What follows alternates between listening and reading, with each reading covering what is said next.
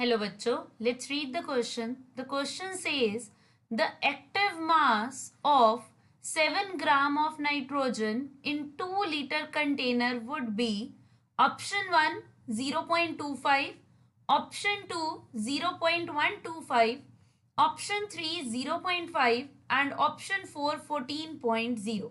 So the key concept that we will be doing in this question is equilibrium.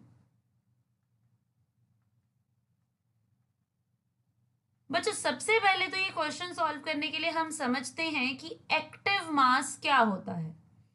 Active mass basically होता है जब भी हम कोई रिएक्शन कैरी आउट करते हैं, जो भी हमारी रिएक्टिंग स्पीशीज है उसकी कंसंट्रेशन को हम एक्टिव मास कहते हैं। So active mass is the concentration of reacting substance. और ये जो कंसंट्रेशन हम लेते हैं, this is in the units mole per litres. Mole per litre, mole per litre means it is the molarity. So means इस question में हमें molarity calculate करनी है। सबसे पहले हम नोट डाउन करते हैं कि हमारे पास गिवन क्या क्या है। Okay, so given mass of nitrogen, that is N2, is 7 grams.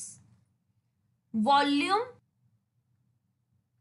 of container is 2 liters. So सबसे पहले हमें इस क्वेश्चन में क्या करना है, हमें मोलैरिटी कैलकुलेट करनी है। So formula for molarity is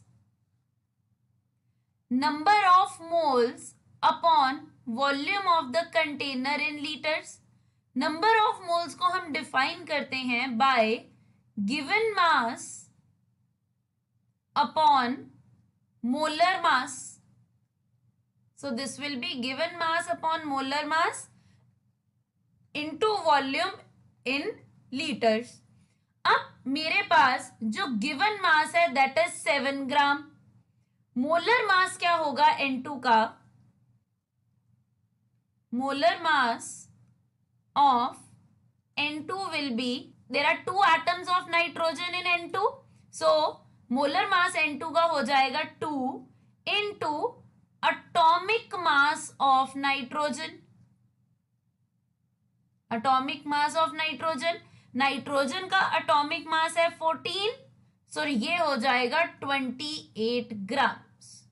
So molar mass comes out to be 28. Volume given is 2 liters. So now on solving this I get 0.125 mole per liter.